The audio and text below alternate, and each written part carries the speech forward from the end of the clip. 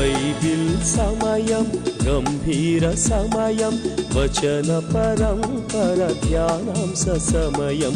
Bible సమయం గంభీర సమయం దైవ సన్నిధికి అనుబంధ సమయం. బైబిల్ సమయం, బైబిల్ సమయం, బైబిల్ సమయం, బైబిల్ సమయం. సొలొమోను సూక్తుల గ్రంథం, సామెతల గ్రంథం. క్రీస్తు యేసు పరిశుద్ధ నామాన్ని బట్టి మీ అందరికీ శుభాశీస్సులు. ఆయన సన్నిధి మన జీవితాల్లో ప్రకాశింపజేసినప్పుడు మన జీవితాల్లో ఆయన కరుణించే దేవుడుగా, ఆయన మనల్ని ప్రేమించే దేవుడుగా ఉన్నారు అనే ఆత్మీయ సత్యాన్ని మనం తెలుసుకోవాలి అనంటే రక్షణ సువార్త విని రక్షణ పొందాలి.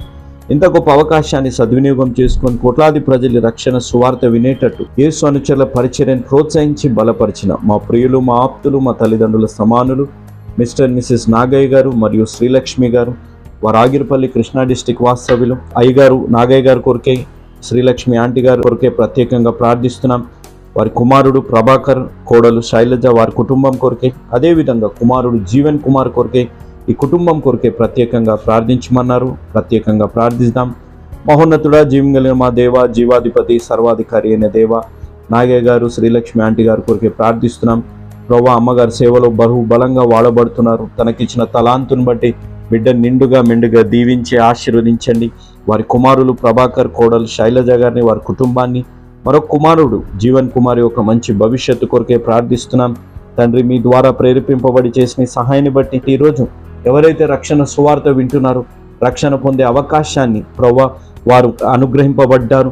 రక్షణ తీర్మానం తీసుకోబోతున్న బిడ్డలకి, అదేవిధంగా ఈ వాక్యం వింటున్న ప్రతి బిడ్డకి మీరు ఇస్తున్న వాగ్దానం, యెహోవా నీకు తన సన్నిధిని ప్రకాశింపజేసి నిన్ను కరుణించునుగాక. సంఖ్యాకాండము 6వ అధ్యాయం 25వ వచనం. అదేవిధంగా తండ్రి, మీరు ఇస్తున్న ఆజ్ఞ, కరుణా చిత్తులను వినయ మనస్కులునై ఉండుడి. పేతురు గారు రాసిన మొదటి పత్రిక 3వ అధ్యాయం 8వ వచనం. తండ్రి, ఆజ్ఞానుసారంగా మేమందరం జీవించి మీ సన్నిధిని అనుభవించే ఆత్మీయ అనుభవంలోకి, ఈ వాగ్దానం నెరవేరే అనుభవంలోకి మేము అందరం నడిపింపబడులాగున సహాయపడి బలపరచమని, ఈ కుటుంబాన్ని నిండుగా మెండుగా దీవించమని యేసు నామం అడిగి వేడుకున్నాం తండ్రి, amen. Good evening, praise the lord. దేవుని నామానికి స్తోత్రం. సకాలానికి వచ్చిన మీ అందరికీ నా ప్రత్యేక ధన్యవాదాలు. ప్రతిరోజు ఈ రీతిగా పలకరించడానికి ఆ ప్రియ ప్రభు అనుగ్రహించిన ఆయన మహాకృపను బట్టి ఆయనకే ఘనత, మహిమ, ప్రభావాలు కలుగునుగాక. సామెతల గ్రంథ ధ్యానాలు ముగించడానికి ప్రభువారు సహాయం చేశారు.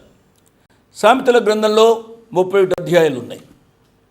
ఈ సామెతల గ్రంథంలో ఎక్కువ భాగము యవనస్తుల కొరకు రాయబడింది.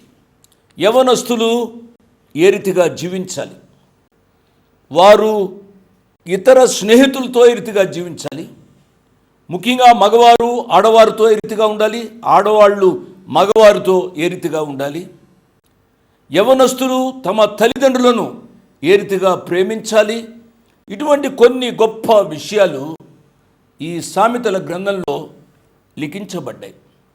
ఈ సామెతల గ్రంథాన్ని ఇప్పుడు నేను సమీక్షిస్తున్నాను.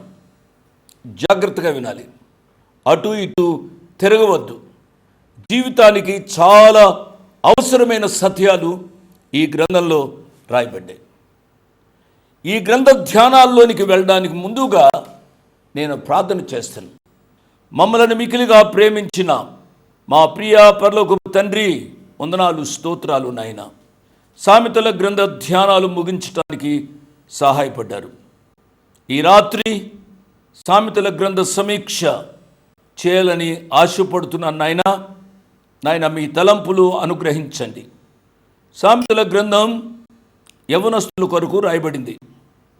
యవనస్తుల యొక్క జీవితంలో వారి యవన వ్యవస్థ ఏ రీతిగా ఉండాలి అని సత్యాలు మీరు రాశారు ప్రభువా. 31 అధ్యాయాల ద్వారా మమ్మలను అనేక రీతిలుగా హెచ్చరించారు, ఆదరించారు, బలపరిచారు, సరిచేశారు. ఎంతమంది సరిపడ్డారో వారందరిని బట్టి మీకు స్తుతులు, స్తోత్రాలు నాయనా. నాయన ఈ దినాల్లో మా యవ్వన వ్యవస్థ చెడిపోయింది. చెడిపోయిన ఈ వ్యవస్థలో సరైన టైంకు సామెతల గ్రంథ ధ్యానాల ద్వారా మా బిడ్డలతో మీరు మాట్లాడినందుకై వందనాలు, స్తోత్రాలు. ఈ గ్రంథ ధ్యానాల ద్వారా ఎంతోమంది మారు మనసు పొందారు, పరిశుద్ధ జీవితం కొరకై తీర్మానం చేసుకున్నారు. వారందరిని బట్టి మిమ్మల్ని స్తుతిస్తున్నాము నాయన. ఈరోజు సామెతల గ్రంథ సమీక్ష చేస్తున్నాను నాయన, సహాయపడండి. మీ తలంపులు అనుగ్రహించండి, మహిం పొందండి. యేసయ్య నామమున స్తుతించి ఘనపరిచి వేడుకున్నాము తండ్రి. ఆమెన్, ఆమెన్ అని చెప్పిన మీ అందరికీ నా ప్రత్యేక వందనాలు. నా ప్రియులరా, సామెతల గ్రంథ 31 అధ్యాయ ధ్యానాల ద్వారా తండ్రి తన బిడ్డలకు ఉపదేశించిన రీతిగా సొలొమోను రాజు జ్ఞానము లేని వారికి బుద్ధి కలిగించుటకు, యవ్వనస్తులకు తెలివియు వివేచన పుట్టించుటకు వ్రాసిన సామెతలివి. వీటిని జాగ్రత్తగా వినాలని ప్రభు పేరిట నేను మనవి చేస్తున్నాను. వీటిని వినుడు ద్వారా జ్ఞానమును పాండిత్యమును ఎక్కువ చేసుకొనవచ్చు. కాబట్టి సామెతల గ్రంథ ధ్యానాలు మీరు జాగ్రత్తగా వినారని నేను ఆశపడుతున్నాను. సమీక్షను కూడా జాగ్రత్తగా వినండి. నెంబర్ 1, నేను 7 విషయాలు నేను జ్ఞాపకం చేస్తాను.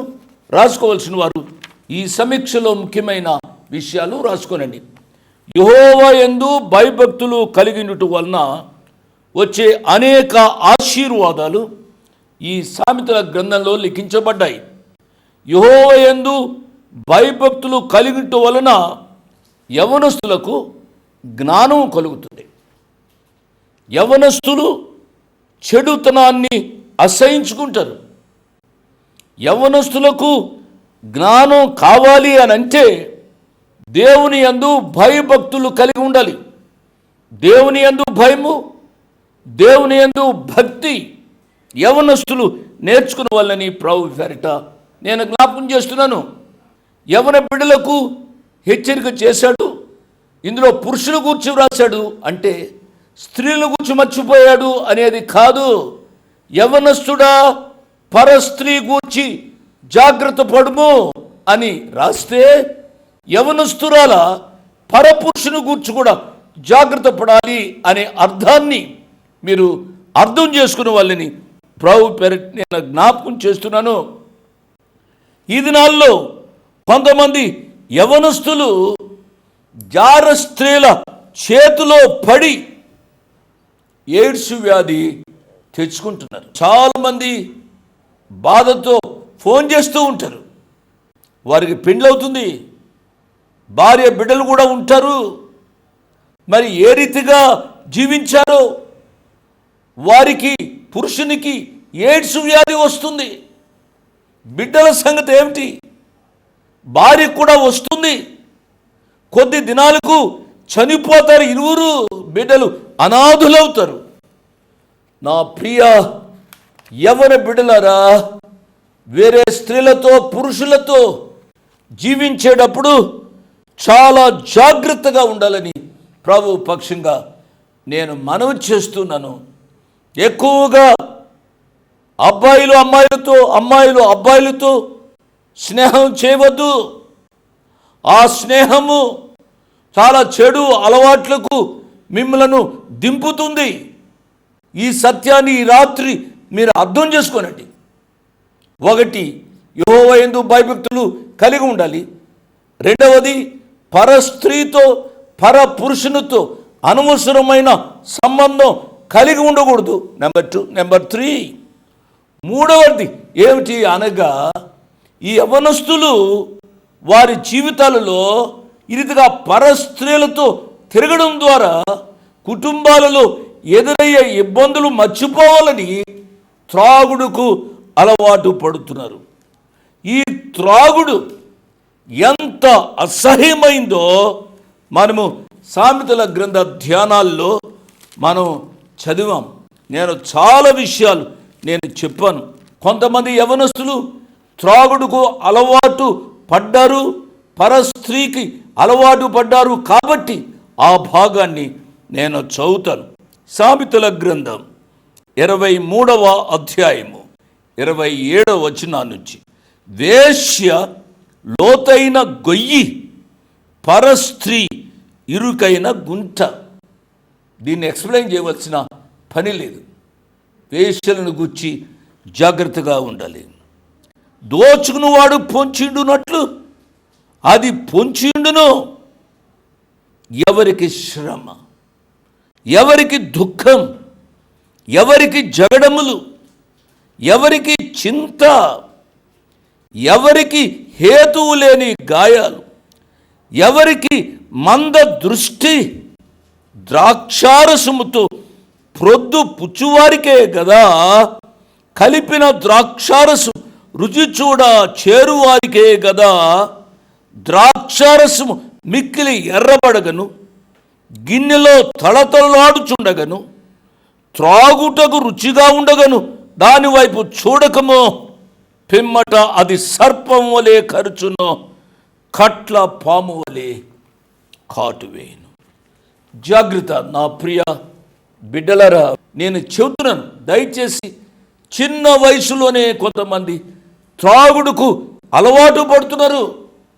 పెండ్లి అవుతుంది, తొందరలో 1-2 బిడ్డలను కంటారు.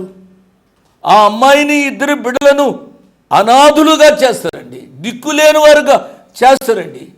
వీడు త్రాగిన మైకంలో ఉంటాడు, బిడ్డలకు ఇంట్లో తిండి ఉండదు. జాగ్రత్త. 4వది ఏమిటి అనగా, సోమరి జీవితాన్ని గురించి ఈ సామెతల గ్రంథంలో చాలా విషయాలు వ్రాశాడు. సోమరి జీవితం ఎటువంటిదో తెలుసా? ముళ్ళ కంచెలాంటిది. సోమరి ఎటువంటి వాడు అంటే, పాత్రలో చేయి ముంచుతాడు అంతే, దానిని నోటి దగ్గరికి కూడా తీసుకురావడానికి వాడికి బద్ధకం. ఎంత విచారకరమైన సంగతి అండి. ఈ సోమరి వాడు విత్తులు వేస్తాడు కానీ సరైన కాలంలో వాటిని దున్నడు. అందుచేతనే ఓ సోమరి, నువ్వు చీమల యొద్దకు వెళ్ళి నేర్చుకోమని ఈ గ్రంథకర్త జ్ఞాని అయిన సొలొమోను రాజు రాస్తున్నాడు. కాబట్టి నా ప్రియ బిడ్డలారా, మీరు చాలా జాగ్రత్తగా ఉండాలి. సోమరి జీవితానికి ఈ రాత్రి చరమగీతం పాడాలి. తల్లిదండ్రులకు మీరు విధేయులై ఉండాలి. తల్లిదండ్రులకు కొంచెం అన్నం పెట్టలేకపోతున్నారు, వారు పెద్దవారైతే మిమ్మల్ని పెంచి పెద్ద చేసినందుకు. మీకు పెండ్లైతే భార్యను సరిగ్గా చూడలేకపోతున్నారు, పండగ కూడా ఒక మంచి చీరైన ఆమెకు కొనలేకపోతున్నారు. పిల్లలుంటే 2-3 పూట్లు వారికి సరిగ్గా భోజనం పెట్టలేకపోతున్నారు. కారణం ఏమిటనగా, మీరు సోమరి పోతులు. జాగ్రత్తగా అర్థం చేసుకోవాలి.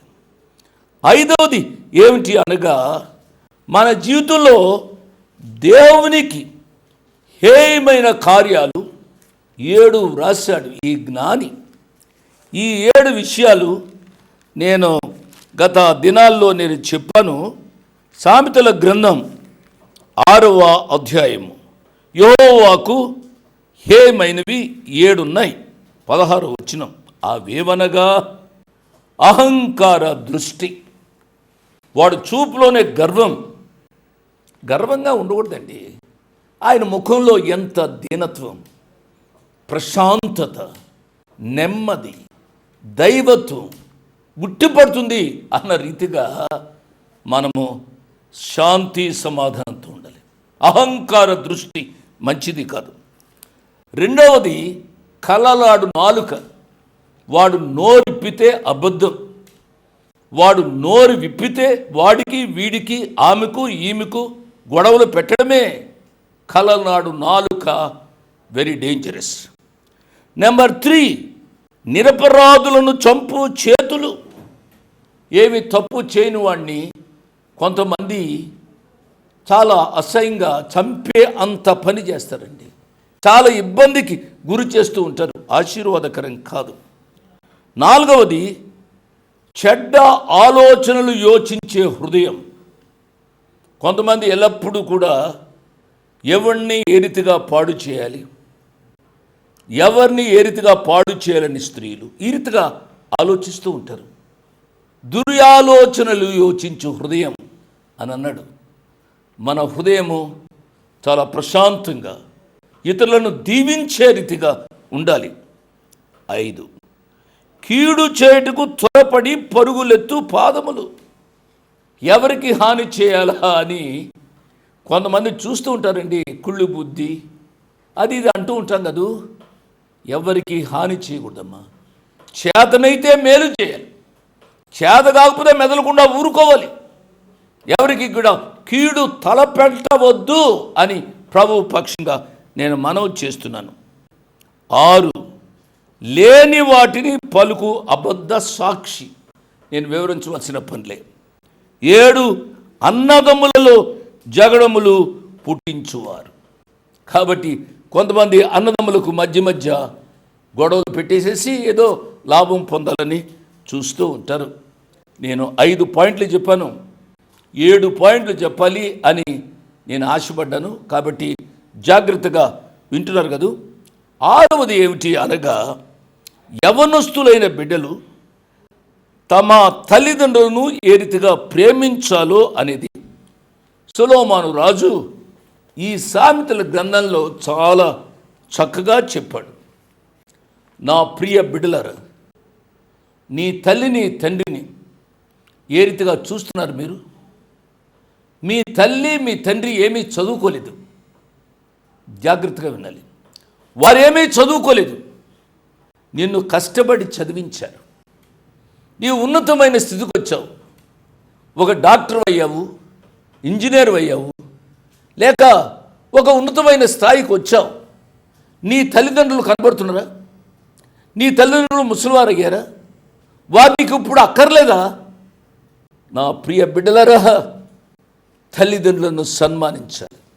దేవుని వాక్యం సెలవిస్తుంది, నీవు దీర్ఘాయుష్మంతుడు అగునట్లు నీ తల్లిని తండ్రిని సన్మానించుము అని ఆదిలోనే మనం చెప్పుకుంటూ వచ్చాం. ఈ సొలొమోను రాజుగారు కూడా తల్లిని తండ్రిని సన్మానించాలి, సంతోషపెట్టాలి అని అనేక పర్యాయాలు ఈ సామెతల గ్రంథంలో ఆయన లిఖించారు. నేను ప్రతిసారి చెప్తూ వచ్చాను, మనము దీవించబడాలి అనగా మన తల్లిని తండ్రిని గౌరవించాలి, సన్మానించాలి, బాగా చూసుకోవాలి.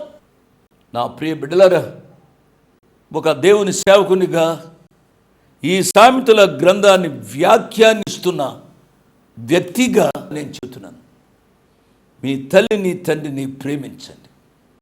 వారు పడుచువారుగా ఉన్నప్పుడు కాదు, వారు ముసలివారు అయిపోయి ఇంకా ఏమీ చేసుకోలేని పరిస్థితుల్లో ఉన్నప్పుడు తల్లిని తండ్రిని బాగా చూసుకోండి. బాబు అమ్మ నా మాట వినండి, లేకపోతే మీ యొక్క కన్నులు లోయ కాకులు పీకుతాయి. అంటే శవంలా పడితే పక్షిరాజు పిల్లలు వచ్చి తింటాయి శవాన్ని. ఆ గ్రద్దలు అవి పక్షులు ఏ రీతిగా వచ్చి తింటాయో అటువంటి దుస్థితి మనలో ఎవరు కూడా రాకూడదు అనే విషయాన్ని నేను జ్ఞాపకం చేస్తూ ఉన్నాను. 7వది, భార్యలు ఎలా ఉండాలో సామెతలు గ్రంథకర్త చాలా విపులంగా వ్రాశాడు. చాలాసార్లు నేను చెప్పాను, సుబుద్ధి కలిగిన భార్య యెహోవా ఇచ్చు దానం, సిగ్గు తెచ్చినది ఎముకలకు కుళ్ళు. సుబుద్ధి కలిగిన భార్య యెహోవా ఇచ్చు దానం.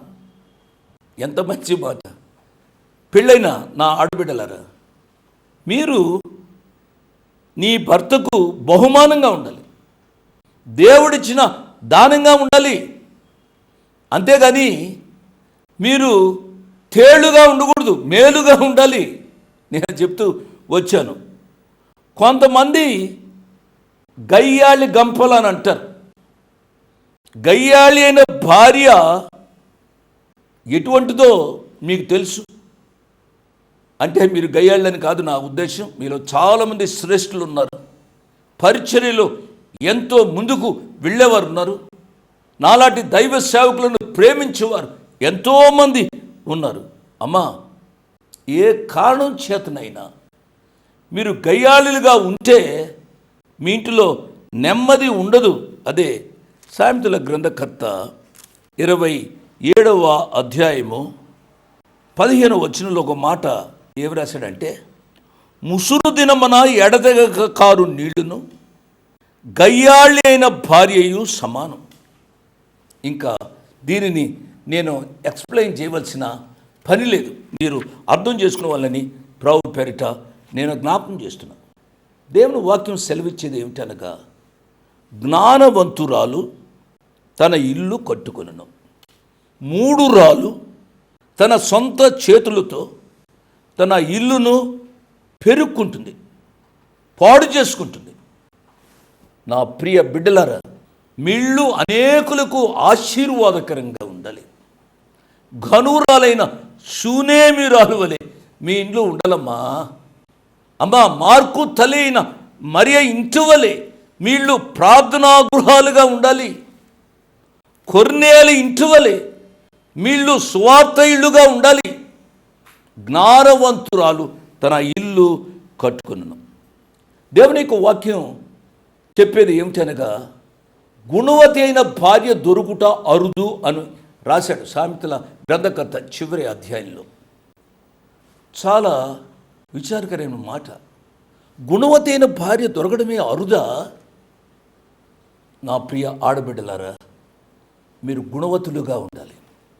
పెండ్లైన తరువాత భర్తతో కొన్ని కాంప్లికేషన్స్ రావచ్చు. అన్నంత మాత్రం చేత ఎక్స్ట్రీమ్ స్టెప్కు వెళ్ళవద్దు అని నేను పెద్దవాడిగా చెప్తున్నాను. మీలో కొంతమంది అనవచ్చు, మీకు తెలియదు ఆయన ఎటువంటి వాడు. నాకు తెలియదు. పెళ్లికి ముందే ఈ విషయాలన్నీ తెలుసుకోవాలి.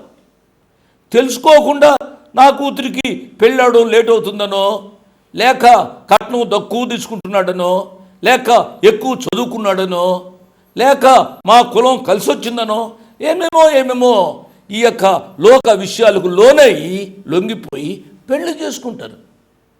పెళ్లి చేసుకున్న తర్వాత కొన్ని ఇబ్బందులు వస్తాయి. ఆ ఇబ్బందులకు మనము లొంగిపోయి సంసారాన్ని పాడు చేసుకోకూడదు కదూ. కాబట్టి బిడ్డలారా, నేను చెప్పే మాటను మీరు అర్థం చేసుకోండి. సాధ్యమైనంత వరకు మీ ఇద్దరు కలిసి ఉండాలి అనేది నా యొక్క ఆశీర్వాదం. ఏ కారణం చేతైనా ఇడిపోతే స్థానిక పరిస్థితులు నాకు తెలియదు కాబట్టి అవి వాక్యానికి సరిపోయాయో లేదో అనేది మీరు ఆలోచించుకోవాలని ప్రభు పేరట నేను మనవి చేస్తున్నాను. పౌలు గారు రాశాడు ఒక మాట, భార్యలారా మీ భర్తలను ప్రేమించుడి, భార్యలారా మీ భర్తలకు విధేయులైనడి. కొలసీలకు రాసిన పత్రికలో ఉంది, ఎఫెసీయులకు రాసిన పత్రికలో ఉంది. పేతురు గారు రాశారు. ఏం రాశారు? జ్ఞానము చొప్పున మీ భార్యలతో కాపురం చేయండి అన్నాడు. భార్యలతో కాపురం చేసేటప్పుడు మగవాళ్ళకి జ్ఞానం కావాలి. ఆడవాళ్ళు కూడా ప్రేమతో, ఐక్యతతో, శాంతి సమాధానంతో మీ కుటుంబాలు అనేకులకు దీవెనకరంగా ఉండేటట్లుగా కాపురం చేసుకోవాలని మనవి చేస్తున్నాం. సామెతల గ్రంథం ద్వారా ఈ విషయాలు నేర్చుకొని మీ కుటుంబాలను చక్కబరుచుకొని అనేకులకు ఆశీర్వాదకరంగా ఉండాలని దీవిస్తున్నాను. ప్రభు నిండారుగా మిమ్మల్ని దీవించునుగాక. ఆమేన్. Praise the lord. దేవుడి నామానికి మహిమ కలుగునుగాక. మీ ముందుకు రావడానికి ఒక ప్రాముఖ్యమైన కారణం, యేసు అనుచరులు అనగా మన ప్రియతమ అన్న, తండ్రి సమానులు జోషి అన్నగారు, తెలుగు ప్రజల కుటుంబాలలో ఒక సొంత అన్నగా ఉన్న జోషి అన్నగారు స్థాపించిన యేసు అనుచరుల పరిచర్య. ఈ పరిచర్యకున్న దర్శనం, మారుమూల గ్రామాలలో సువార్త అందించాలి, సువార్తని అందరినీ ప్రాంతాల్లోకి వెళ్ళి సువార్తని అందించాలి, సంఘాలు లేని దగ్గర సంఘాలు కట్టాలి. యేసు అనుచరులుగా మేము తీసుకున్న ఒక దర్శనము, సంఘాలు బలహీనంగా ఉంటే వారిని బలపరచాలని. కాబట్టి మేము ఒక 20 సంవత్సరాల క్రితము ఒక మిషనరీ కాలేజ్ మేము నడిపేటప్పుడు మిషనరీ స్టూడెంట్స్గా ఉన్న ఒక బ్రదర్ సన్యాసరావు గారిని శ్రీకాకుళం విజయనగరానికి ఒక మిషనరీగా ఏర్పాటు చేయడం జరిగింది. దానితో పాటు ఒక సంఘాన్ని కూడా కట్టాం. యేసు పోషకులందరికీ ప్రభు అయిన యేసుక్రీస్తు నామమున స్వాగతం, సుస్వాగతం. ప్రియులారా, నేను యేసు అనుచరుల పరిచయ పక్షాన గడిచిన కొన్ని సంవత్సరాలుగా సేవ చేస్తా ఉన్నాను.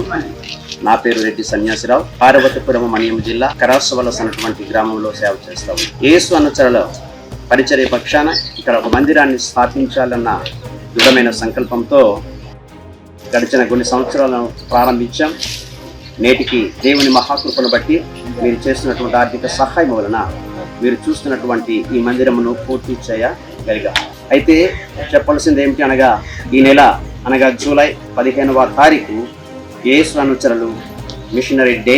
ఆ విధంగానే జోషి గారు జన్మదిన సందర్భముగా జోషి గారి పిల్లలైనటువంటి జాన్ స్పర్జన్ గారు, భక్త సింగ్ గారు ఆధ్వర్యంలో ఈ నెల 15వ తారీఖున దాని ప్రతిష్ఠిత కార్యక్రమాన్ని చేయబోతున్నాం. ఆ ఉత్సవానికి ఆర్థికంగా చేసిన మీ అందరికీ ప్రేమతో ఆహ్వానము పలుకుతున్నాం. ఇంతవరకు ఆర్థికంగా అందించిన మీ అందరికీ మా తరపున, సంఘం తరపున, నా తరపున ప్రత్యేకమైనటువంటి ధన్యవాదాలు తెలుపుకుంటూ మీ దగ్గర నేను సెలవు తీసుకుంటున్నాను. ఇట్లు ప్రేమతో మీ సహోదరుడు రెడ్డి సన్యాసి. హుదూదు తుఫాను వల్ల ఆ సంఘం అంతా చాలా బలహీన పడిపోయి క్రాక్స్ వచ్చేసి అదంతా చాలా ఇబ్బందికరంగా అయిపోయింది. కానీ దేవుని అత్యంత కృపను బట్టి, దేవుడి ద్వారా ప్రేరేపింపబడ్డ మీలాంటి వారిని బట్టి, చేసిన సహాయాన్ని బట్టి ఈ సంఘాన్ని నూతనంగా కట్టాం. కాబట్టి జూలై 15 అనగా నాన్నగారి బర్త్డే, జోషి అన్నగారి బర్త్డేని యేసు అనుచరులుగా ఒక మిషనరీ డేగా జరుపుకుంటూ 25 సంవత్సరాలుగా వస్తూ ఉన్నాం. కాబట్టి ఈ జూలై 15ని కూడా ఈ సంఘాన్ని ప్రతిష్ఠించబోతున్నాం. కాబట్టి దీంట్లో దేవుడు ఎంతో గొప్ప కృప, ఆయన కనికరాన్ని చూపెట్టారు. అదేవిధంగా మీలాంటి విశ్వాసులు ముందుకు వచ్చి చేసిన సహాయాన్ని బట్టి ఈ సంఘం అనేది కట్టబడింది. కాబట్టి ఈ సంఘ ప్రతిష్ఠ దాని కొరకు మీరు ప్రార్థించండి. ఈ విధంగానే మీ ప్రియతమ అన్న జోషన్న గారి బిడ్డలుగా మమ్మల్ని, మీ కుమారులం, మీ తోబుట్టులం, మీ స్నేహితులం, మీ కుటుంబంలో ఒక సభ్యులాంటి జాన్ స్పర్జన్ గారిని, భక్తి సింగ్ మమ్మల్ని మీరు ప్రోత్సహించండి, ప్రార్థన చేయండి.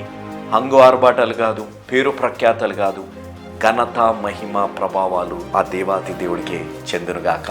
దేవుడు మిమ్మల్ని దీవించి ఆశీర్వదించునుగాక. ఆమేన్. Praise the lord.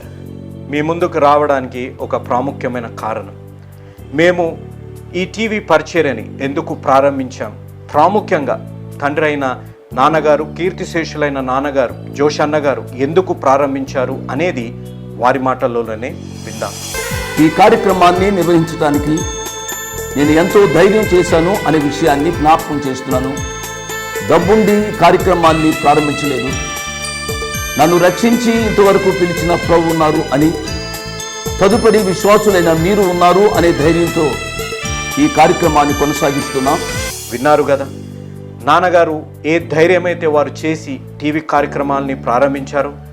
మన రక్షకుడైన యేసు ఉన్నారని, విశ్వాసులైన మీరు ఉన్నారనే ధైర్యంతోనే ఈ టీవీ కార్యక్రమాలని మేము కొనసాగిస్తున్నాం గత సంవత్సరాలుగా. ఇక ముందు కూడా మేము కొనసాగించాలి అని అంటే మీలో విశ్వాసులైన మీరు, ప్రేరేపింపబడ్డవారు మీరు, వచనం వెంబడి వచ్చిన ధ్యానాలు జోషన్న గారివి, పాయింట్ వైజ్ ధ్యానాలు జాన్ స్పర్జన్ గారివి, హీరోస్ ఆఫ్ ది బైబిల్ అనే సిరీస్ ధ్యానాలు భక్త సింగ్ నావి కొనసాగేటట్టు మీరు ప్రేరేపింపబడితే, మీరు సహాయం చేసి మీరు నేరుగా నాతోని మాట్లాడవచ్చు. నాతో మాట్లాడి మాకు సహాయం చేయాలనేది నా మనవి. కాబట్టి మీరందరూ ఏ భారమైతే, సేవా భారమైతే నాన్నగారు గత 40 సంవత్సరాలుగా ముందుకు కొనసాగించారు, ఇప్పుడు యవనస్తులమైన మా అన్నగారు జాన్ స్పర్జన్ గారు మాపై ఉంది. కాబట్టి మీరు కూడా ఏ విధంగా నాన్నగారిని అయితే ప్రోత్సహించారో, నాన్నగారిని ఆదరించారు, మమ్మల్ని కూడా ఆ విధంగానే ప్రోత్సహించి ఆదరిస్తారని నమ్ముచు సెలవు తీసుకుంటున్నాను. దేవుడు మిమ్మల్ని దీవించి ఆశీర్వదించునుగాక. ఆమేన్.